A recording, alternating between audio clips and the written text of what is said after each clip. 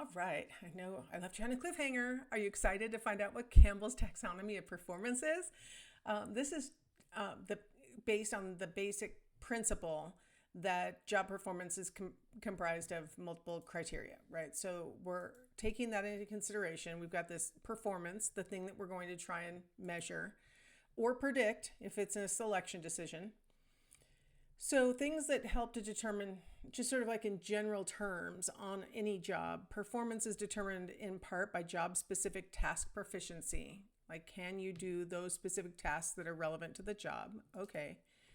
Non-job specific task performance. So things that are not specific to this particular job, but are sort of things that employees need to be able to do, or that managers need to be able to do, or whatever this position is. These are things that anyone in this type of job would need to be able to do.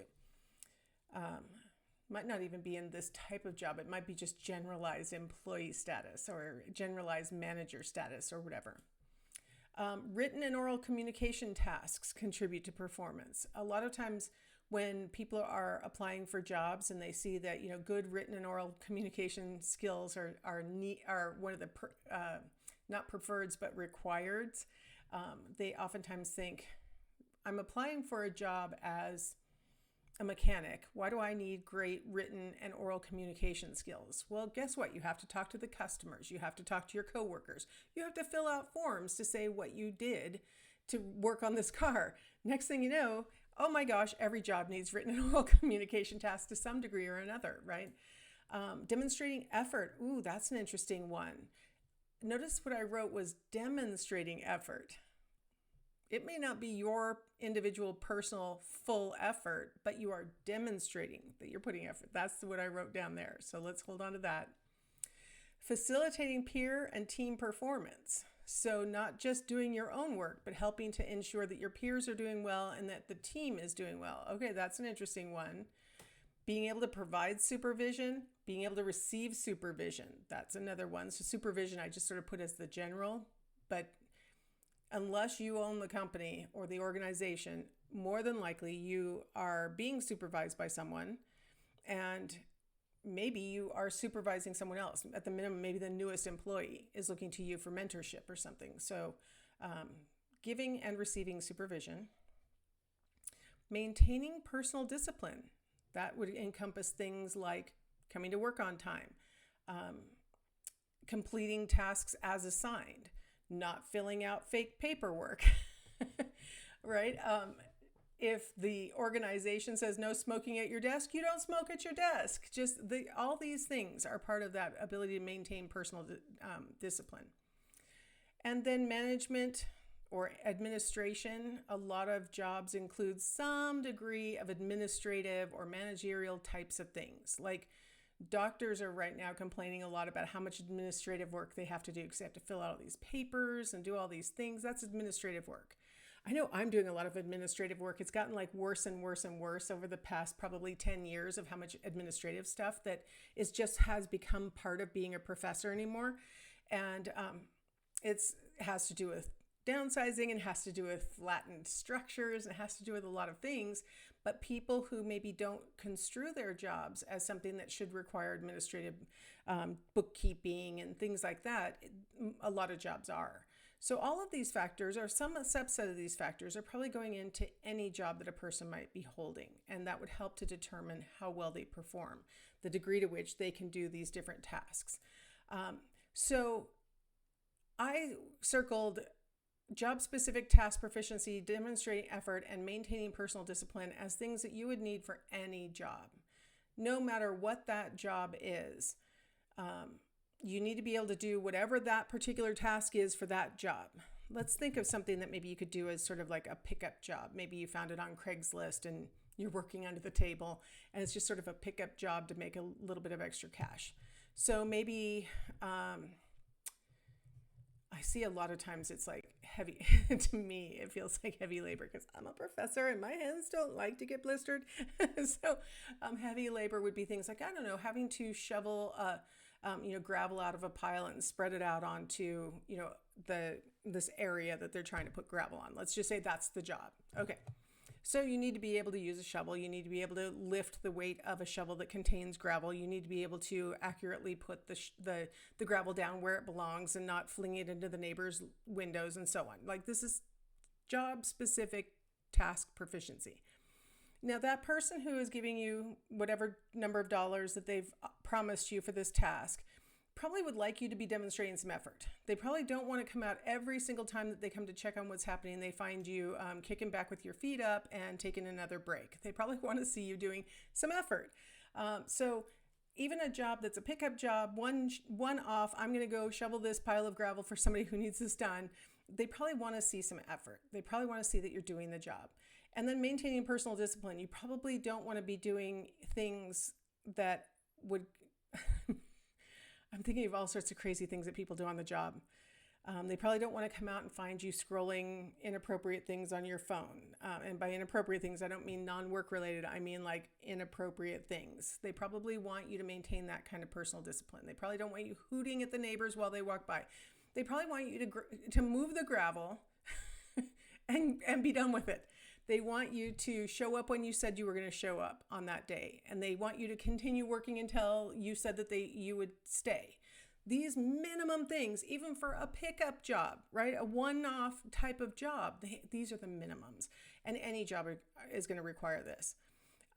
So the others can kind of come and go. I guess that if you're hired just for a few hours to shovel gravel, you probably don't need to display your written and oral communication. Probably don't even barely need to speak to the person who hired you. They probably go, shovel that, spread it there. And you go, okay. And that's probably it for the verbal communication. So not every job is equally heavy on all these criteria, but these three that I put boxes around are like the minimums for performing well in any job. All right. So multi-dimensional criteria, and then HR decisions. HR decisions is always like code for hiring, firing, promoting, offering training, things like that. So first off, in order to be able to make good decisions about hiring, firing, and so on, we would want a nice composite criterion that we're going to use. It's kind of like a battery of things.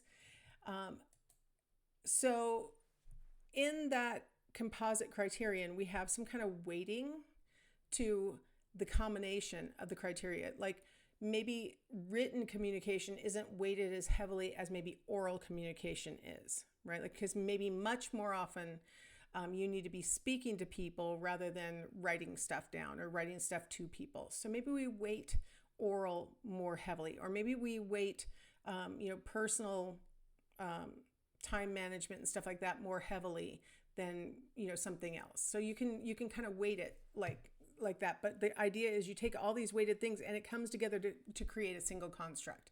So as you have the different components of job performance that you include and you decide how to weight it, then you make like one single score out of the whole thing to make a single construct called performance.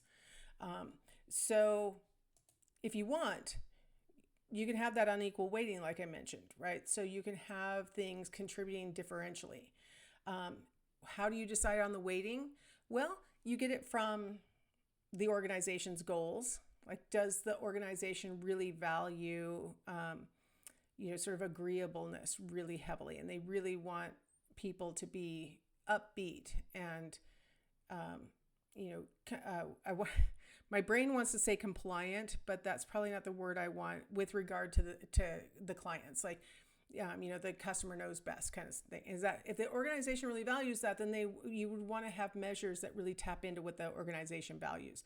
The other thing is a lot of times we're going to build our weighting scheme based on research, right? Like that's what IO psychologists have been doing for the past 100 years, is compiling those kinds of like weighting schemes that help us to know which factors to put more emphasis on, because they are the best. Even if there's lots of other things going on, those are the best predictors of success. So like the three that I put squares on the last slide, maybe we weight those things more heavily than maybe some of the other ones, even if the other ones are very useful or might determine a superstar. These we might put more weight on because they're so important to just functioning in the job, let alone performing well.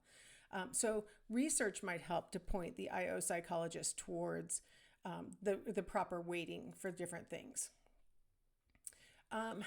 When we do this kind of structure, this is a really good strategy for coming up with a criterion measure that is appropriately, I'm trying to phrase things in a nice way, appropriately priced for the job, right? Like, it doesn't take too much time to administer. It doesn't cost too much to create. It doesn't consume a lot of resources.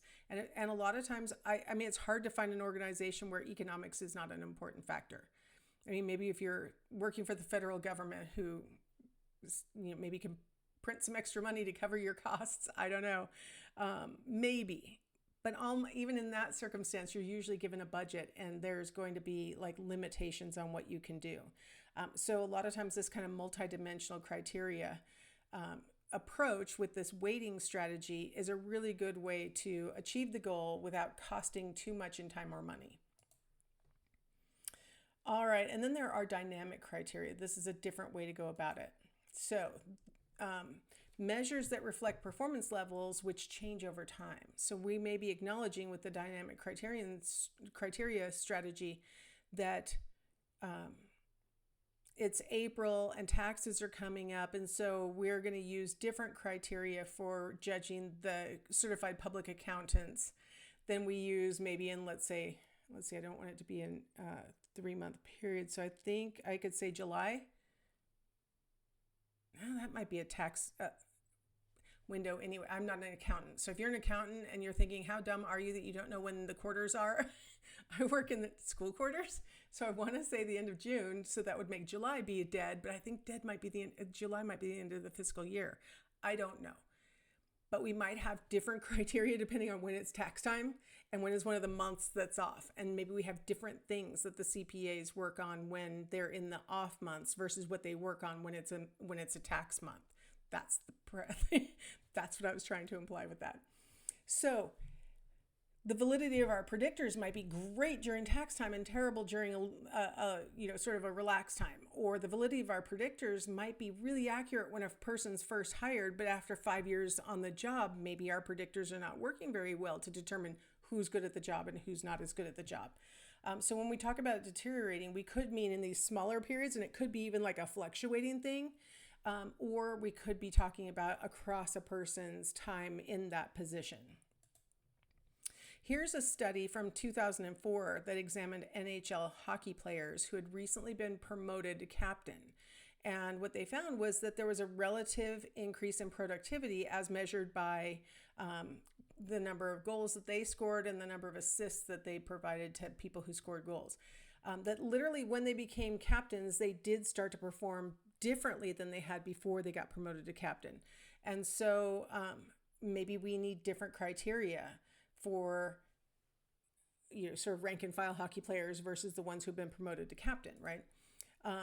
In 2009, this study showed that there was a relationship between personality variables and GPA in European medical students, and that personality really predicts performance or success in the program better later in the curriculum than it does in earlier classes. So personality doesn't seem to play much of a role in the early med school training, but as a person gets closer to finishing and emerging out to become a doctor, now we're starting to see some correlation between personality variables and performance. So we might not want to use the exact same performance measures early in a training program versus as you're getting ready to complete that training program.